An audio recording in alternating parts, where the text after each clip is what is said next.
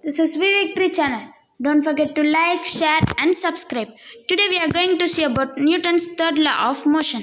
The only question you need to ask yourself while studying third law is, what happens when two objects interact with each other? What happens when you place an object on a table? The object exerts force on the table and the table exerts the force on the object. The magnitude of the objects are same, but the directions are opposite. These forces are called action and reaction forces.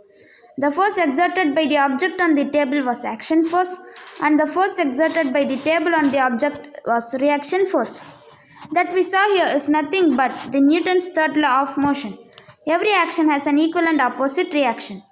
That means when two objects interact, there is force on each object. The magnitude of force on first object is equal to the magnitude of force on second object, and the directions are opposite. Let's talk about this with more examples.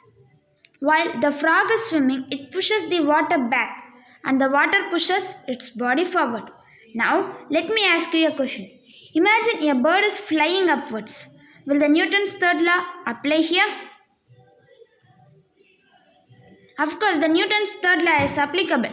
The wings of the bird pushes the air downwards and the air pushes the bird upwards. Action and reaction forces make the bird to fly.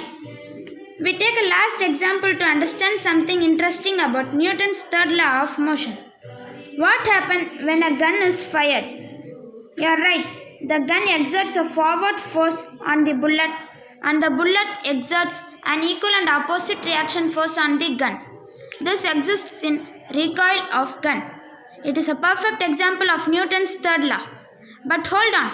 If the force exerted by the gun on the bullet is the same as the force exerted by the bullet on the gun, then why doesn't the gun recoil with the same acceleration as the bullet? The gun recoils, yes, but it doesn't recoil as the same acceleration as the bullet, right? Same magnitude of forces, but different acceleration. Why do you think it happens? If your concept on the second law was clear, then you wouldn't really be surprised with this. The second law of motion says that the force is the product of mass and its acceleration, or the acceleration of the object is equal to the force over its mass. What does this tell us? Yes, the mass is more, then the acceleration is less. Here, the mass of the gun is much more than the mass of the bullet, and the acceleration of the rifle is lesser than that of the bullet. I hope you would have understood Newton's third law of motion. Thank you for this opportunity.